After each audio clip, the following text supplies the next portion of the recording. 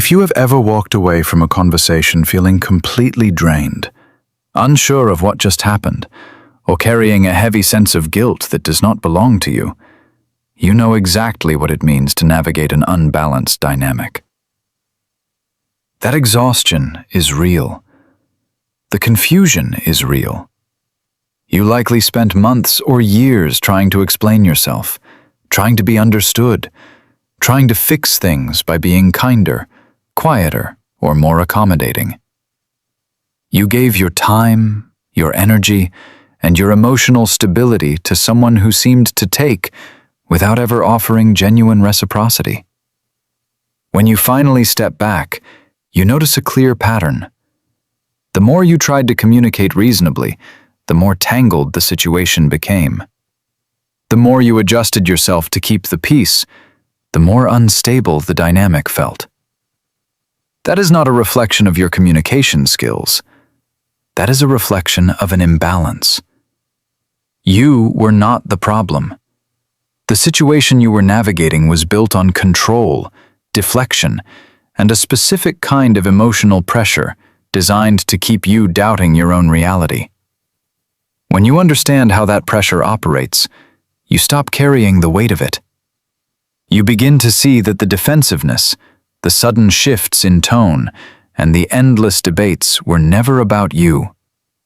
They were about protecting a fragile structure that required constant maintenance. And the moment you stop maintaining it, the structure reacts. This reaction is entirely predictable. It happens because the dynamic relies on emotional roles that were never meant to be equal. One person was expected to manage the tension, absorb the criticism, and adjust their behavior to keep things calm. The other person was expected to receive compliance, validation, and attention without having to offer the same in return. When you break that pattern by speaking simple, clear truths, the entire system shifts. That is why certain short phrases carry so much weight. They are not complex. They do not involve manipulation or hidden agendas. They are just clear statements that remove the emotional leverage that kept you trapped. When you recognize them, you are not starting a fight. You are ending a cycle. The psychology behind this is straightforward. A person who relies on control for their sense of stability cannot tolerate clarity. Clarity removes the fog. It removes the guesswork. It removes the ability to rewrite the narrative. That is why phrases that state a boundary, acknowledge a fact, or remove emotional engagement trigger a defensive response. The response is not about you being difficult. It is about a psychological mechanism protecting itself from exposure. Consider what happens when you simply say, "I understand you feel that way, but I see it differently." On the surface, it is just a statement of perspective. But in a dynamic where one person expects their version of reality to dominate, that simple acknowledgement of difference disrupts the flow. The behavior it triggers is usually immediate deflection, sudden escalation, or an attempt to make you question your own perception. This happens because a mind that relies on control cannot process disagreement without treating it as a threat. The threat is not physical, it is psychological. It challenges the assumption that their feelings automatically override facts. When you experienced that reaction, you probably tried to explain yourself further. You probably softened your words or apologized just to restore calm. That is exactly how the pattern reinforces itself.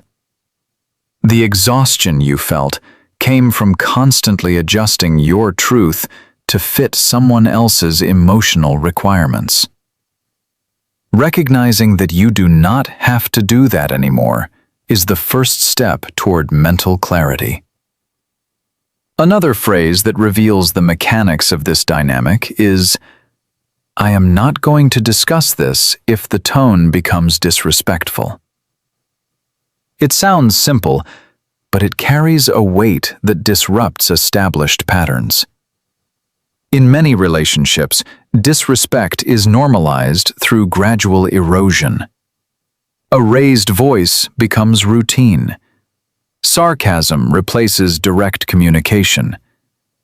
Guilt replaces accountability. When you finally name it and step back, the immediate reaction is often surprise, followed by attempts to minimize what just happened. The person may claim they were just passionate, or that you are being too sensitive. This is not about memory. It is about preservation. The psychology here is rooted in the need to maintain an emotional hierarchy. When you remove yourself from a disrespectful exchange, you remove the audience. Without an audience, the performance loses its purpose. You likely spent a long time believing that staying in the conversation was proof of your commitment. But staying in a conversation that violates your basic dignity is not commitment. It is self-abandonment. Understanding this shifts your focus from trying to win the argument to protecting your peace. There is also a quiet power in saying, "I will not take responsibility for emotions I did not cause." This phrase cuts through one of the most exhausting patterns you may have lived through. Emotional dumping, projection, and subtle blame shifting often happen without clear labels. You might have been told that your boundaries were cold, that your need for space was selfish, or that your calmness was actually indifference. You absorbed those labels until they felt like facts. But they were never facts. They were assignments. Someone was handing you emotional weight that belonged to them, hoping you would carry it so they would not have to. The trigger this creates is usually frustration or accusations of emotional detachment. That reaction happens because the dynamic depends on you absorbing the overflow. When you stop absorbing it, the person has to face their own internal state. That is uncomfortable. It is not your job to make it comfortable for them.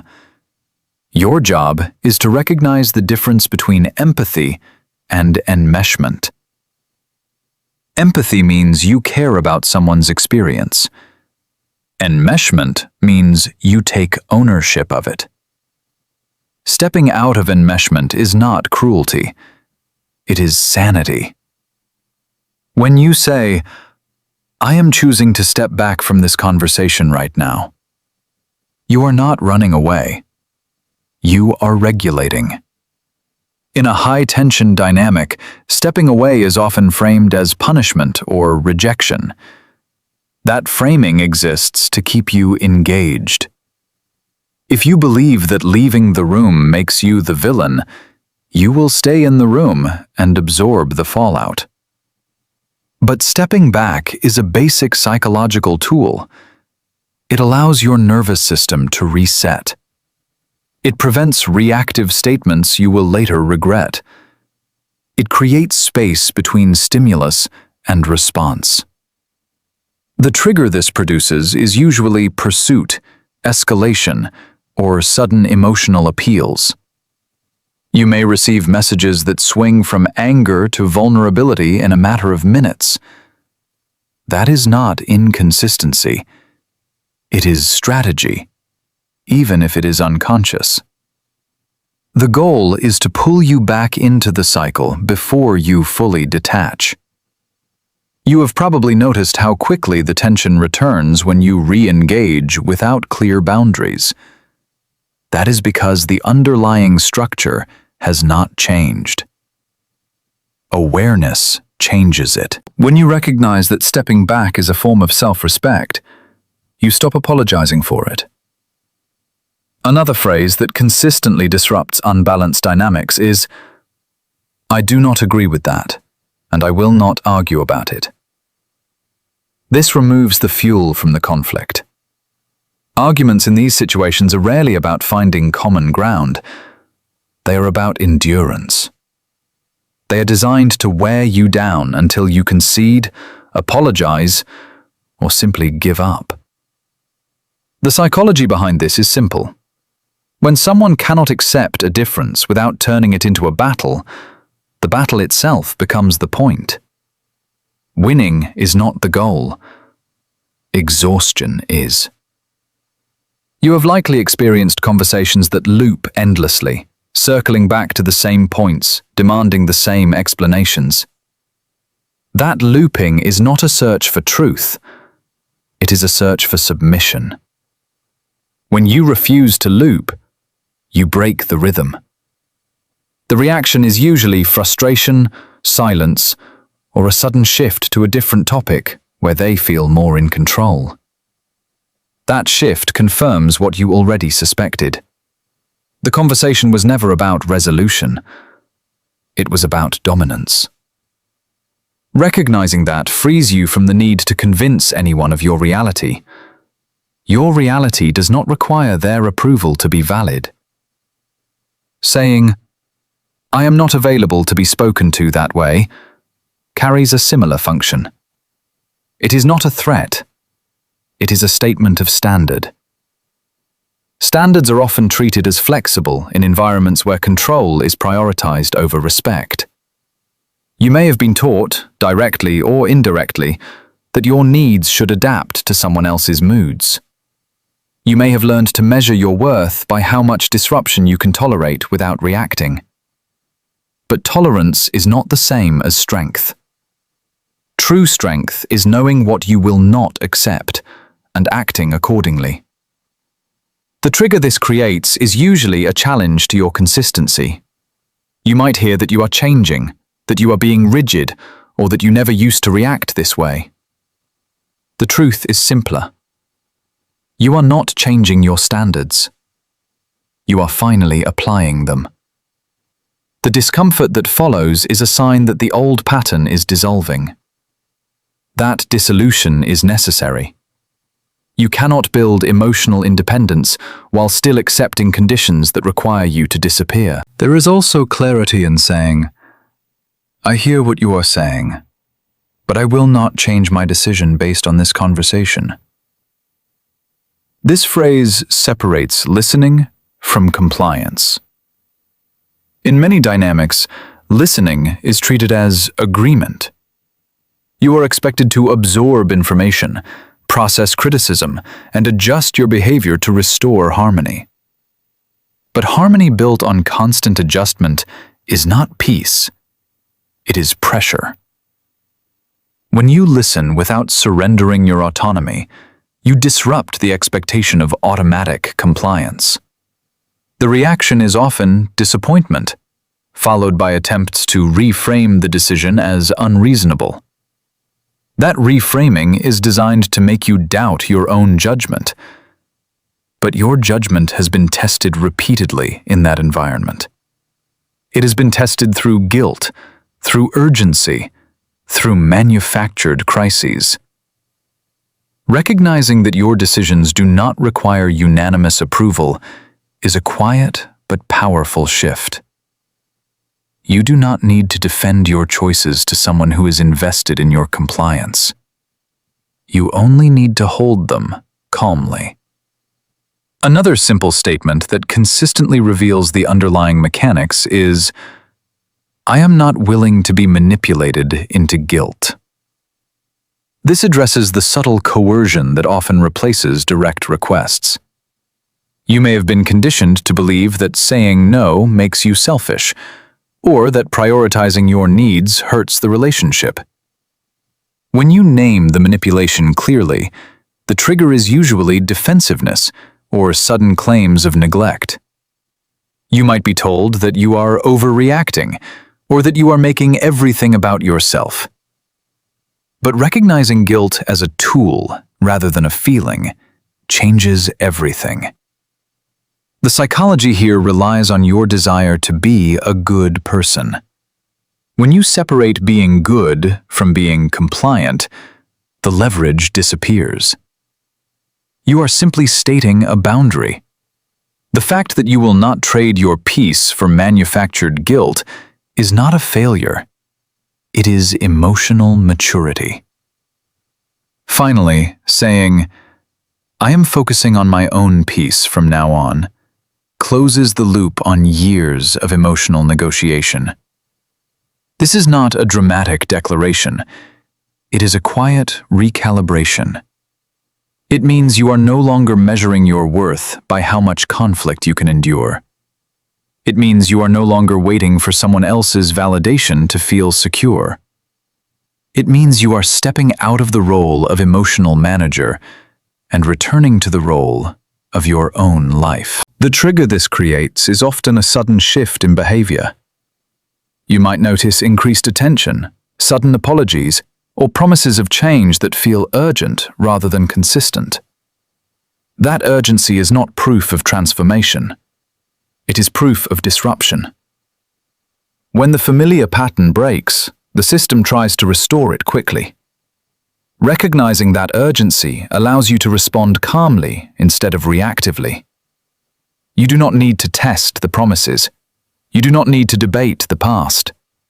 You only need to observe the pattern and maintain your focus. The common thread through all of these moments is not conflict. It is clarity.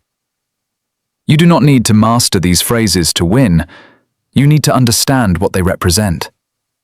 They represent a shift from emotional reactivity to emotional regulation. They represent a move from trying to control the outcome to protecting your own stability.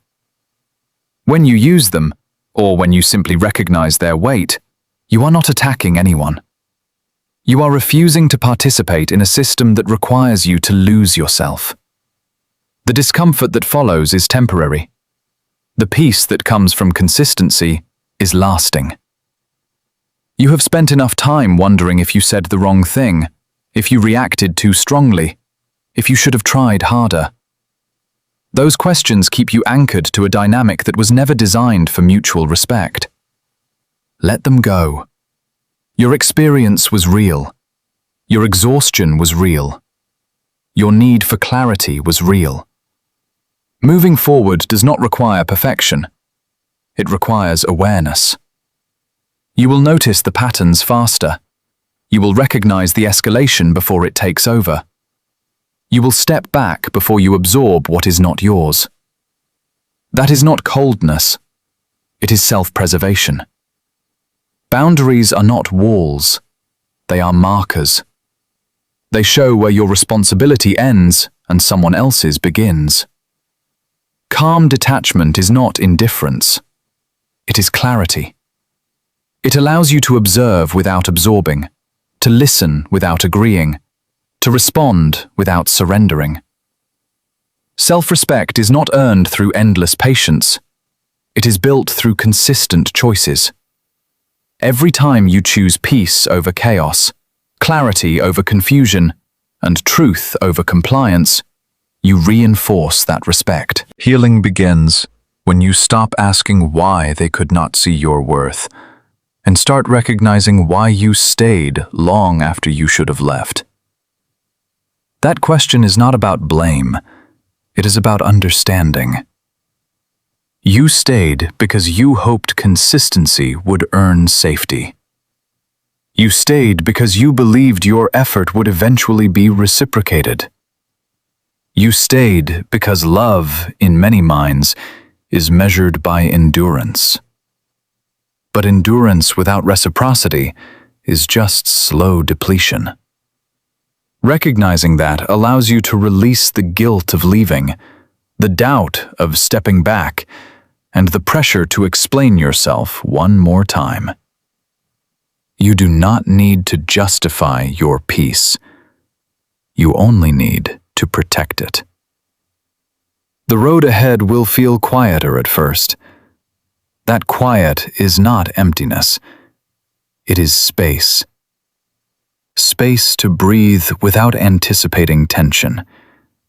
Space to make decisions without calculating the emotional cost. Space to remember who you are outside of a dynamic that required you to shrink.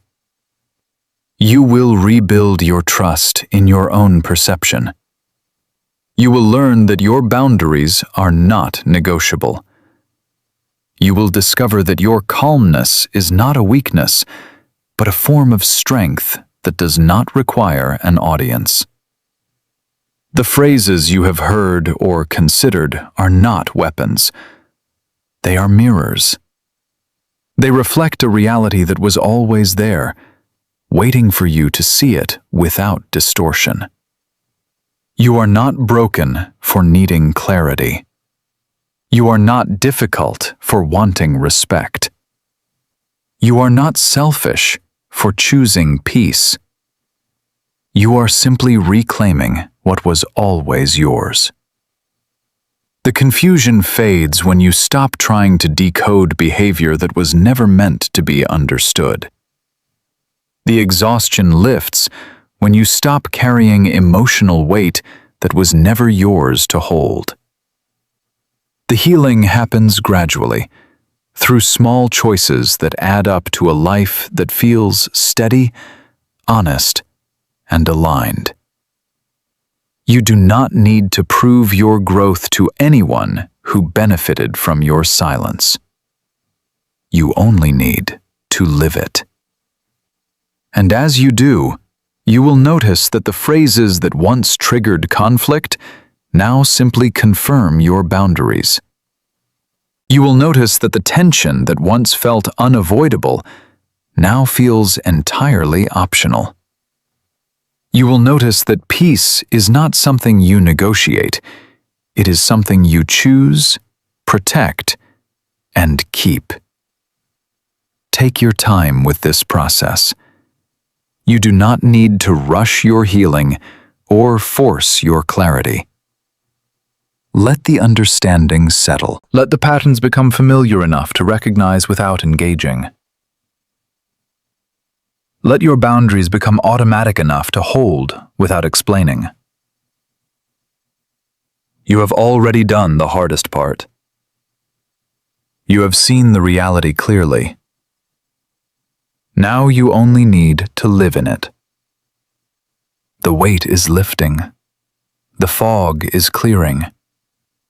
The path forward is steady, quiet, and entirely yours.